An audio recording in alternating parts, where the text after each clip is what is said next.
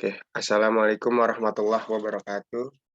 Eh, yang terhormat Ibu Dr. Fitri Amalia MSI selaku dosen pengampu mata kuliah Ekonomi Pembangunan 1 dan teman-teman semua yang saya banggakan. Terima kasih atas kesempatannya kepada kelompok kami untuk mempresentasikan hasil karya tulis paper kami yang berjudul Penataan Ruang dan Wilayah dalam Upaya Mewujudkan Kegiatan Perekonomian.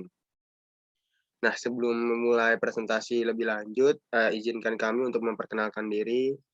Saya Muhammad Satrianda Pratama dengan NIM 112008400000055. Dan rekan saya, Saya Misam Diadabi dengan NIM 1120808400000072. baik langsung saja kita mulai ke presentasi. Nah, untuk memasuki materi yang pertama, kita membahas dulu latar belakang kami, kenapa kami menulis paper dengan judul tadi. Pertumbuhan dan pembangunan suatu wilayah itu semakin berkembang seiring dengan bertambahnya waktu. Dan kebijakan-kebijakan pemerintah juga telah tersusun untuk mengantisipasi perubahan dan dampak yang ditimbulkan akibat pesatnya pembangunan. Nah, perkembangan wilayah tentunya akan diikuti oleh peningkatan berbagai kegiatan baik dalam aspek sosial maupun aspek ekonomi. Jadi peran perencanaan dan tata ruang ini sangat diperlukan. Jadi kondisi yang seimbang dan berkesinambungan antara kebutuhan dan ketersediaan itu dapat tercapai dengan mempertimbangkan kecenderungan perkembangan di masa lalu. Jadi di sini kita harus mempertimbangkan perkembangan masa lalu, masa kini, dan masa depan. Artinya diperlukan kebijakan-kebijakan yang dapat membatasi pendayagunaan sumber daya alam dalam pembangunan, sehingga pemanfaatan dan pengelolaannya itu dapat berjalan baik dan menciptakan konteks berkelanjutan dalam jangka panjang itu dapat mendorong pertumbuhan ekonomi dari suatu wilayah maupun desa gitu. Jadi karena pembangunan di masa kini memiliki urgensi yang sangat penting, melihat globalisasi dan kemajuan dari para negara-negara lainnya, maka tata ruang dan wilayah memiliki peran sekaligus indikator dalam keberhasilan pembangunan suatu wilayah. Nah, jadi judul tadi adalah alat untuk menjawab sebuah pertanyaan, apakah peranan tata ruang dan tata wilayah terhadap pembangunan ekonomi? Sebab dalam prakteknya itu masih banyak sekali orang yang hanya menggunakan saja, tapi tanpa mengetahui apa tujuannya infrastruktur tersebut digunakannya dalam pembangunan. Nah, selain itu, dengan mengetahui kekurangan dan hambatan dari rencana tata ruang, maka kita dapat membantu juga pemerintah untuk menyelesaikan permasalahan yang ada. Jadi itu kurang lebih latar belakang kami menulis paper ini. Boleh di next.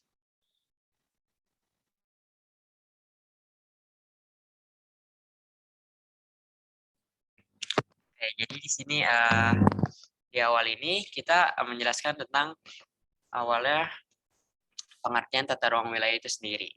Nah, di sini tata ruang wilayah dijelaskan adalah wujud susunan dari suatu tempat, kedudukan yang berdimensi luas dan isi dengan memperhatikan struktur dan pola dari tempat tersebut berdasarkan sumber daya alam dan buatan yang tersedia serta aspek administratif dan aspek fungsional untuk mewujudkan pembangunan yang berkelanjutan demi kepentingan generasi sekarang dan yang akan datang. Nah, di sini menurut UU nomor 26 tahun 2007 itu dijelaskan bahwa untuk mewujudkan pembangunan yang berkelanjutan, maka diperlukan upaya penataan ruang. Nah, di sini upaya penataan ruang itu, perencanaan itu juga termasuk dalam upaya penataan ruang. Nah, perencanaan tata ruang itu merupakan bagian dari penataan ruang selain dari pelaksanaan atau implementasi tata ruang dan juga evaluasi pemanfaatan tata ruang. Nah, menurut Budi Harjo tahun 1997, di sini dia menyebutkan bahwa beberapa cara meningkatkan kualitas perencanaan tata ruang adalah bahwa perencanaan tata ruang tidak lagi sekedar dilihat sebagai manajemen of change atau manajemen of growth, melainkan lebih sebagai manajemen of conflict. Nah, di sini yang termasuk manajemen of conflict itu ada di sini dijelasin ada 4, yaitu yang pertama, orientasi tujuan ideal jangka panjang perlu disenyawakan dengan pemecahan konflik masalah jangka pendek yang bersifat inkremental. Nah, yang kedua itu mekanisme development control agar ditegakkan lengkap dengan disinsentif bagi yang melanggar dan insentif bagi yang taat pada peraturan. Yang ketiga, penataan ruang secara menyeluruh dan terpadu dengan model-model participatory planning dan over the board planning atau perencanaan lintas sektoral harus dilaksanakan secara konsekuen. Yang terakhir itu kepekaan sosio-kultural penentu kebijakan dan profesional di bidang lingkungan alami maupun binaan lebih ditingkatkan melalui forum-forum pertemuan, diskusi, ceramah, publikasi, baik secara formal maupun informal. Nah, selanjutnya itu di sini ada kebijakan pemerataan tata ruang. Nah, pada dasarnya kebijakan yang digunakan dalam pemerataan ruang itu dikenal sebagai MP3EI, yaitu apa itu MP3EI? Yaitu Master Plan Percepatan dan Perluasan Pembangunan Ekonomi Indonesia yang merupakan program dari Kementerian Perekonomian dan beberapa kementerian lainnya. Nah, program ini dikeluarkan pada tahun 2011 yang bertujuan untuk mempercepat dan memperluas pembangunan ekonomi tata ruang wilayah melalui pengembangan 8 program utama, yaitu meliputi sektor industri manufaktur, pertambangan, pertanian, kelautan, pariwisata, telekomunikasi, energi, dan pengembangan kawasan strategis nasional. Nah, di sini kebijakan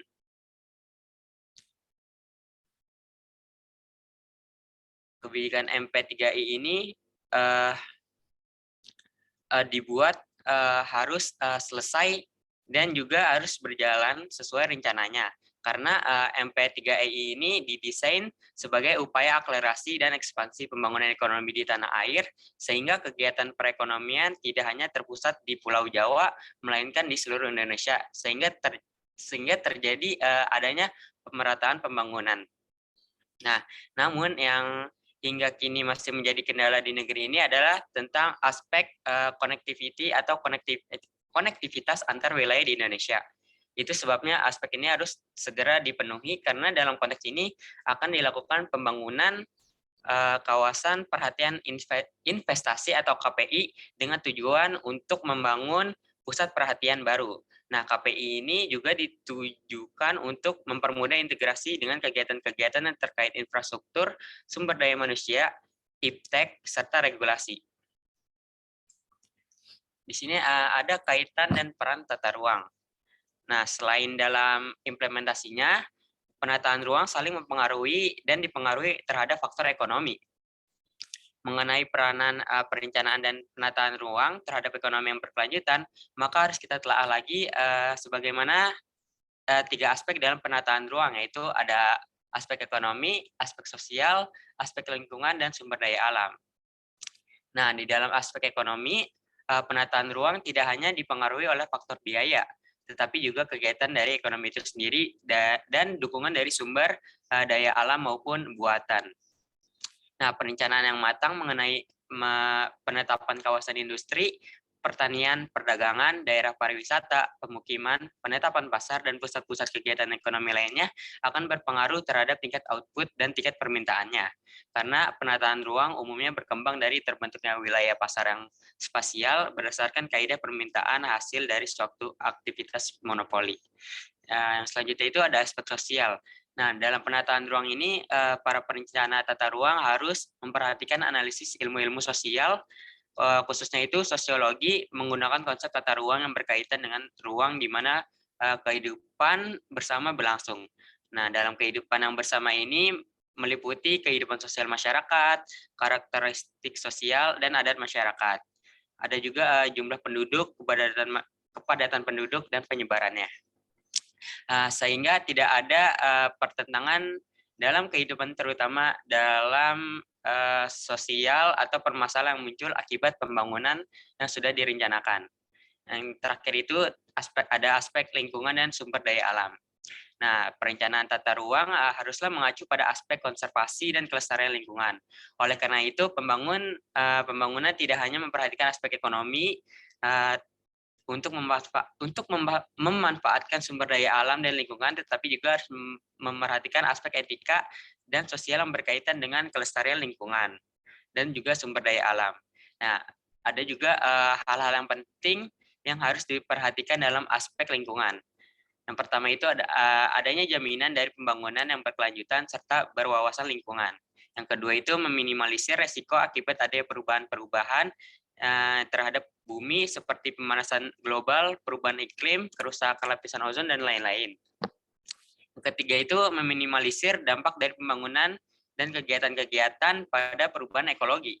Dan terakhir itu meminimalisir polusi udara, air, dan juga tanah. Nah, lalu di sini ada peran tata ruang dalam berbagai bidang, yaitu juga ada di bidang ekonomi, bidang sosial, bidang lingkungan, dan juga sumber daya alam. Nah, di dalam bidang ekonomi ini, perannya itu adalah menjamin keberlangsungan pertumbuhan ekonomi dan kesejahteraan jangka panjang. Nah, perencanaan tata ruang yang matang akan meningkatkan keyakinan investor baik asing maupun domestik untuk berinvestasi pada infrastruktur dan sarana maupun prasarana. Hal tersebut dapat berdampak pada devisa yang meningkat dan otomatis akan merangsang pertumbuhan ekonomi. Selanjutnya di bidang sosial yaitu upaya peningkatan produktivitas masyarakat. Ketika aspek sosial meneliti tentang permasalahan yang akan muncul ketika pembangunan terjadi, maka lewat perencanaan penataan ruang dapat dirumuskan kebijakan untuk meminimalisir masalah tersebut. Akibatnya masyarakat merasa aman dan nyaman dengan pengelolaan tata ruang yang baik. Produktivitas akan meningkat dan perekonomian juga akan bertumbuh.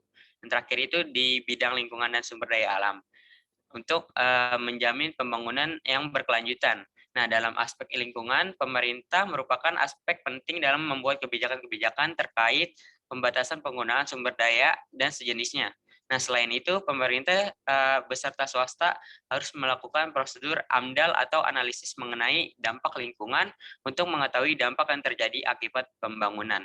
Hal itu akan mengatur bagaimana masyarakat dan lembaga akan menggunakan sumber daya alam sehingga eksistensinya itu dapat terjamin hingga masa-masa yang akan datang.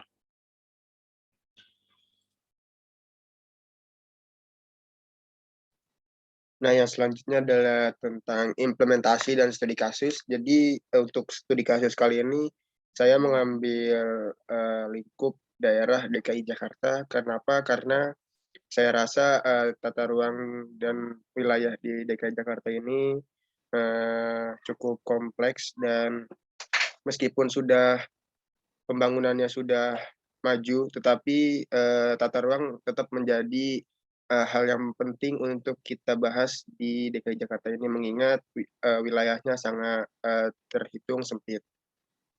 Jadi ini adalah peta dari rencana pembangunan dan tata ruang di wilayah DKI Jakarta. Jadi di DKI Jakarta ini memiliki strategi penataan ruang di DKI Jakarta, yang mana poinnya telah tertulis dalam PowerPoint, yaitu mengembangkan Jakarta ke seluruh wilayah untuk membangun baik itu infrastruktur transportasi maupun reklamasi di daerah utara. Dan yang selanjutnya adalah mengoptimalkan dan mengembangkan sistem pusat-pusat kegiatan jasa, perdagangan, dan distribusi barang, baik pariwisata, ekonomi kreatif, skala nasional dan internasional yang didukung prasarana yang memadai.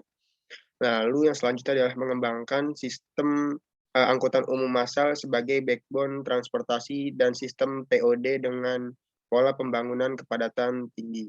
Dan yang selanjutnya, mengembangkan peremajaan kota di kawasan strategis berpotensi tinggi melalui revitalisasi, redevelopment, dan juga pembaruan. Dan masih banyak lagi strategi-strategi penataan ruang di DKI Jakarta. Boleh di next.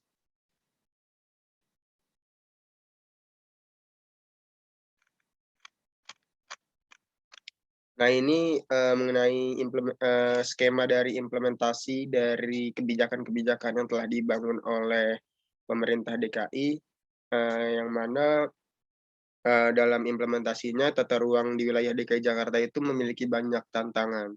Mulai dari masalah anggaran, masalah lingkungan, masalah sosial, masalah administrasi, dan masih banyak lagi. Tetapi dengan adanya proses perencanaan dan tata ruang wilayah DKI Jakarta dapat mencari dan meminimalisir permasalahan yang ada. Dan dari arah yang pertama itu, dalam sisi ruang terbuka, suatu kota itu harus memenuhi luasan minimal 30% dari keseluruhan luas lahan dari wilayah tersebut, dengan komposisi 20% ruang terbuka hijau publik dan 10% ruang terbuka hijau, dengan dasar Undang-Undang Nomor 26 Tahun 2007. Nah, sedangkan di Jakarta itu baru terimplementasi 9 sampai 10% menurut web dari Dinas Pertamanan. Lalu yang selanjutnya adalah hal-hal yang mendukung masalah tersebut adalah mengenai permasalahan anggaran, surat-surat, dan jumlah lahan itu sendiri. Nah, jadi menanggapi hal itu, pemerintah memberikan beberapa skenario untuk rencana pembangunan dan solusi. Salah satunya adalah dengan city center yang berbasis vertikal dan juga pembangunan ruang terbuka hijau.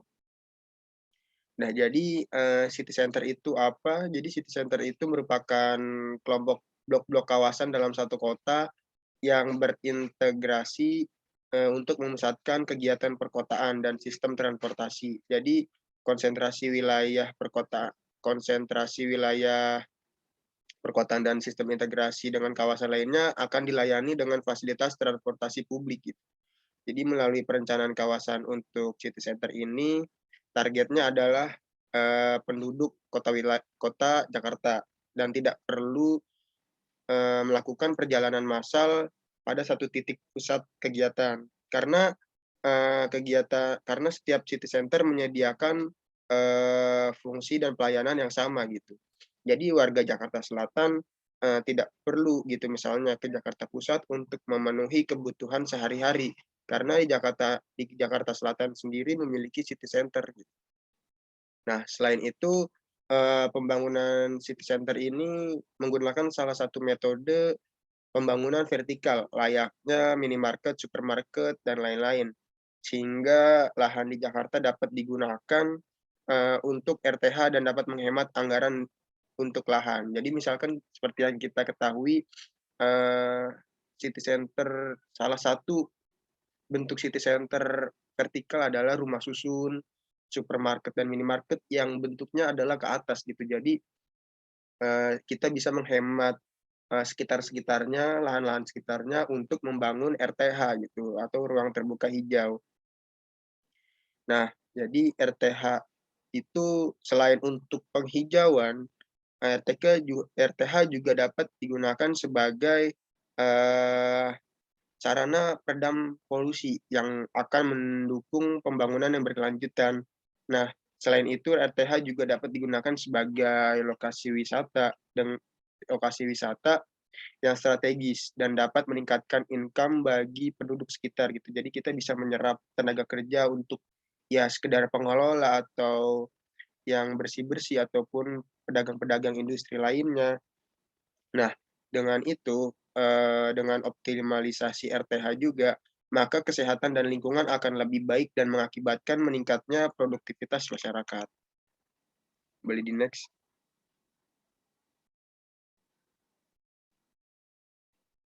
Nah, ini ada proyek strategis di DKI Jakarta, ada sekitar 73 proyek. Boleh di next. Jadi untuk proyek-proyek tadi sudah saya simpulkan bahwa terdapat beberapa proyek-proyek yang besar dan juga berpengaruh gitu, terhadap tata ruang wilayah sekitarnya dan juga DKI Jakarta. Nah, jadi sudah ada pembangunan stadion bertaraf internasional, yaitu Jakarta International Stadium atau JIS yang sudah berproses sekitar 69,85% selama paper ini ditulis, yang bersumber dari newsdetik.com, dan ada lagi pengoptimalisasian TPST Bantar Gebang, yaitu sedang proses. Dan juga ada pembangunan Smart City dan RTH, yaitu pembangunan RPETRA. Juga ada program pembinaan dan pengembangan kewirausahaan terpadu yang akan menyebabkan munculnya pengusaha-pengusaha berbasis toko, kaki lima, kedai, dan resto. Lalu yang selanjutnya ada pengendalian limbah dan polusi, itu dengan AMDAL dan transportasi bahan bakar gas dan listrik untuk menghindari adanya polusi udara akibat pembakaran bahan bakar.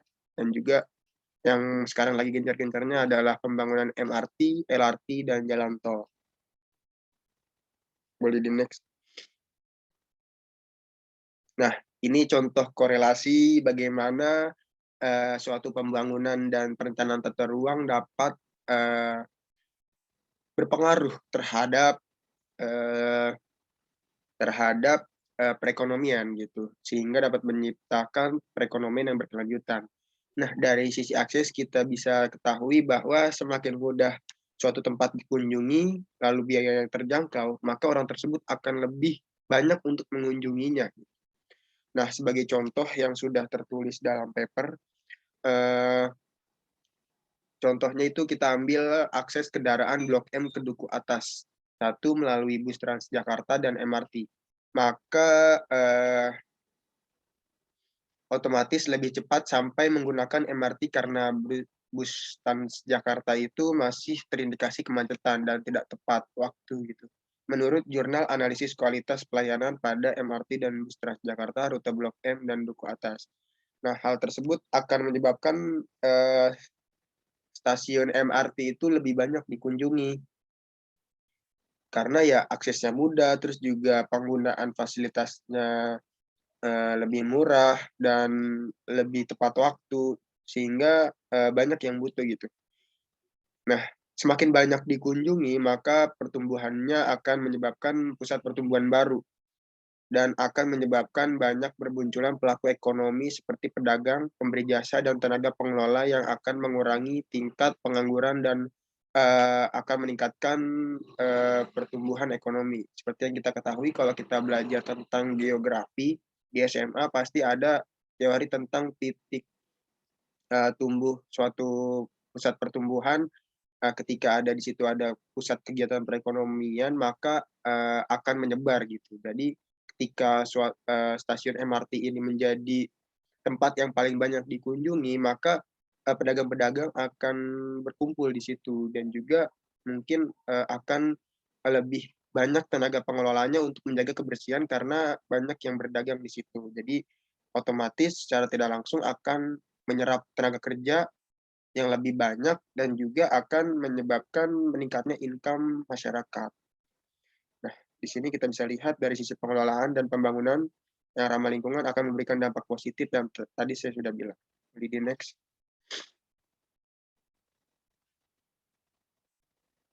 Nah, ini kita bisa lihat efek dari proyek pembangunan tata ruang.